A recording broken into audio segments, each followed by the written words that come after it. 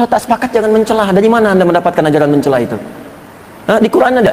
Anda ngaji Quran, ngaji sunnah, apa diajarkan di Quran sunnah saling mencela? Perbedaan nggak apa-apa, kalau beda sedikit, ya beda dalam dan landasan mengambil putusan nggak ada masalah, sepanjang dalilnya ada. Tapi jangan sampai kemudian saling tidak mengucapkan salam. Zaman Nabi kan semua didakwahi. Fir'aun ya ngaku Tuhan, jahatnya luar biasa, hobi bunuh orang, masih diminta oleh Allah kepada Musa dan Harun diperintahkan, jangan jauhi dia. Dakwahi dengan lembut, jangan kasari dia. Dakwahi dengan kelembutan, itu mungkin sadar. Teman ente itu bukan Firaun, nggak pernah ngaku Tuhan, sama-sama ke masjid. Kenapa Anda jadi kasar? Anda pun bukan Musa, Harun juga bukan.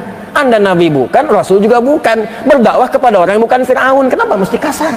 Kalau berbeda pendapat, kemukakan semua pendapat ahli mazhab, sudah itu silahkan jamaah yang memilih. Berbeda pendapat dalam Islam itu hal yang lumrah. Berbeda pendapat dalam Islam itu rahmah. Yang menjadi masalah kalau Anda tidak mau menerima perbedaan pendapat dan menyalahkan pendapat orang, itu salah. Ini ada penceramah Pak, neraka aja nak cerita.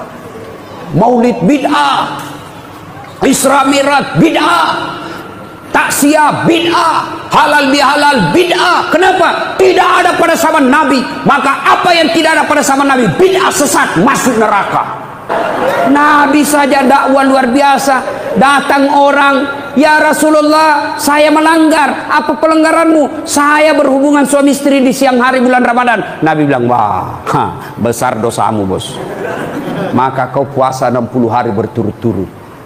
Berapa ya Rasul? 60 hari. Ya Rasulullah, 30 hari saja saya kecolongan, apalagi 60 hari. Tidak mampu ya Rasul. Kalau begitu kau kasih makan fakir miskin 60 di kampungmu. Berapa ya Rasul? 60. Ya saya orang miskin ya Rasul. Kata Nabi, kalau begitu sudah, kau bawa ini kurma, bawa kau di kampungmu ini, kasih cari ke orang miskin. Ya Rasulullah, saya paling miskin di kampungku. Apa Nabi marah? Tidak. Nabi bilang, ya sudah, kau makan sendiri itu kurmamu. Coba. Sekarang gampang sekali mengatakan kafir, menuduh murtad, kafir, murtad. Masalahnya dia nggak ngerti, belajarnya kurang, nggak pernah tanya. Tiba-tiba ini kelompok murtad, syirik, sesaat bid'ah. Waduh, ini orang muslim kok dibilang ya kafir. Kecuali dia mengucapkan dengan terang-terangan dengan lesannya, atau sujud kepada berhala, jelas ya pekerjaannya. Omongannya merendahkan Islam, kafir dia. Tapi yang tidak jelas nggak boleh kita menuduh orang, mudah menuduh orang menjadi kafir, nggak boleh. Dan itu pendidikan dari baginda Nabi. Bahkan suatu ketika ada Sayyidina Usamah bin Zaid dalam sebuah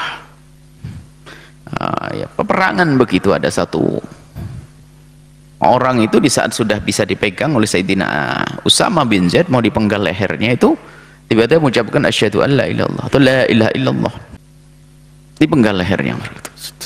Berita nyampe ke Nabi, Nabi marah. Kau bunuh orang yang berasyhadu alla ilaha Muhammadur Rasulullah. Dia mengucapkan itu karena takut dengan pedangku saja ya Rasulullah. Afala syaqaqta ala qalbih? Memang kau sudah belah dadanya, kau lihat hatinya sampai kau tahu iman tidak iman? Dimarahi Sayyidina Usamah bin Zaid, ngomongin orang kafir nih.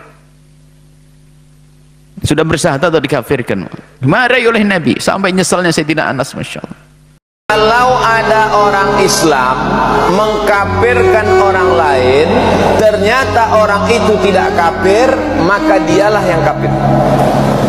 Hadis sahih, man kafara musliman, siapa yang mengkafirkan orang Islam ternyata orang itu tidak kafir, maka kekafiran itu berbalik pada dirinya sendiri. Islam itu tidak ada mengkafirkan sesama muslim. Islam itu tidak ada menghina sesama muslim. Islam adalah agama yang dikatakan Nabi kal bunyanil wahid, kal jasadil wahid. Kalimat-kalimat kafir, murtad itu jangan mudah diucapkan dalam lisan kita. Sepanjang belum jelas tandanya, tidak boleh diucapkan. Karena kata Nabi, kalimat itu akan mencari pemiliknya. Kalau dia mencari di bumi tidak ada, maka dia akan mencari ke langit. Di langit tidak ditemukan, dia akan kembali pada orang yang menuduhkan. Dan tidak disebut seorang kafir bagi murtad kecuali dia mengerjakan dua hal. Pertama, lisannya langsung mengucapkan dengan kalimat saya keluar dari Islam. Atau yang kedua, nampak dari perbuatannya, bisa dia sengaja meninggalkan sholat ikut tempat ibadah orang lain. Dia mengingkari Nabi Muhammad SAW dengan yang lainnya.